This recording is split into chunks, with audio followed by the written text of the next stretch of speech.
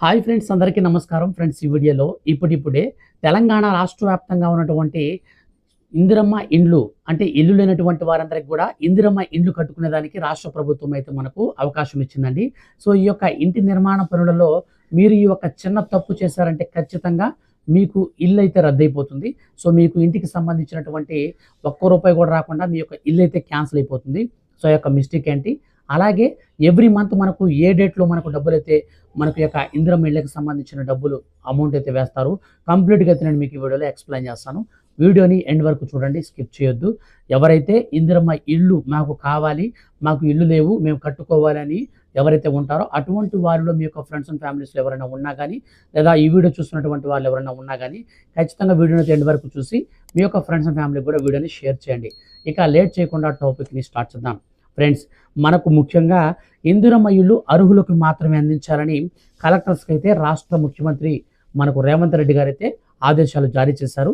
ముఖ్యంగా చూసుకున్నట్లయితే పైలట్ ప్రాజెక్టుగా ఎంపికైనటువంటి గ్రామాలు, వార్డుల్లో ఇందిరమ్మ ఇళ్ల పురోగతిపై మున్సిపల్ కమిషనర్లు, ఎంపీడీఓలతో వీడియో కాన్ఫరెన్స్ అయితే నిర్వహించారు. త్వరితగతిన ఎలా పూర్తి చేయాలో సూచనలు అయితే చేశారు. ఇందిరమ్మ ఇళ్లకు సంబంధించి గ్రామ కమిటీలు గుర్తించిన వారితో పాటు ఎవరైనా నిరుపేదలు ఉంటే పూర్తి వివరాలు తీసుకుని ఇళ్లు కూడా మంజూరు చేయాలని సూచించారు. గతంలో నిర్మించి మధ్యలో ఇళ్లు వదిలేసినటువంటి గృహాలను ఇందిరమ్మ ఇళ్ల పథకంలో చేర్చకూడదని రాష్ట్ర ప్రభుత్వం స్పష్టం చేసింది. ప్రభుత్వ ఆదేశాలతో ఈ యొక్క నిర్ణయం తీసుకున్నట్లు ZP CEO Vinod Kumar, DRDO Seshadri, housing PD Shankar అయితే తదితరులు అయితే వీళ్ళైతే చెప్పారన్నమాట. అదేవిధంగా ఎవరైతే ఈ యొక్క 600 చదరపు గజాల కంటే కూడా ఇల్లు నిర్మాణం పెద్దదనేది చేస్తున్నారో అటువంటి వారందరినీ వెంటనే అనర్హులుగా గుర్తించి రాష్ట్ర ప్రభుత్వం వారికి మంజూరు చేసినటువంటి ఇంటిని అయితే రద్దు చేస్తుంది.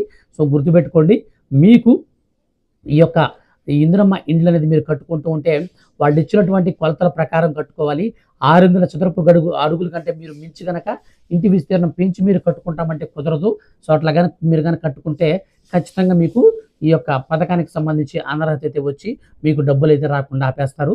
అయితే ప్రతి నెలలో కూడా ఈ యొక్క పథకానికి సంబంధించి చివరి వారంలో డబ్బులు అయితే విడుదల చేసేందుకు రాష్ట్ర ప్రభుత్వం తన ప్రణాళికలు అయితే సిద్ధం చేస్తుంది. ప్రతి నెలలో కూడా ఎప్పటికప్పుడు సో మనకు ఫస్ట్ ఆఫ్ ఆల్ బేస్మెంట్ అనేది మనం రెడీ చేసుకున్న తర్వాత ఒక అమౌంట్ అయితే పడుతుంది. సో తర్వాత మనం ఈ యొక్క 3 అంటే లింటిల్ మ్యాన్కి మనకు కింద 3 అడుగులు లేదా 4 అడుగుల లోపు మనం కట్టుకున్నాం అనుకోండి, తర్వాత వచ్చేసి మనకు నెక్స్ట్ బిల్ పడుతుంది. తర్వాత లింటిల్ మ్యాన్కి అంటే కిటికీలు పెట్టుకుంటాం కదా, ఆ యొక్క దానికి లెవెల్ కట్టుకుంటే మనకు ఒక బిల్లు పడుతుంది.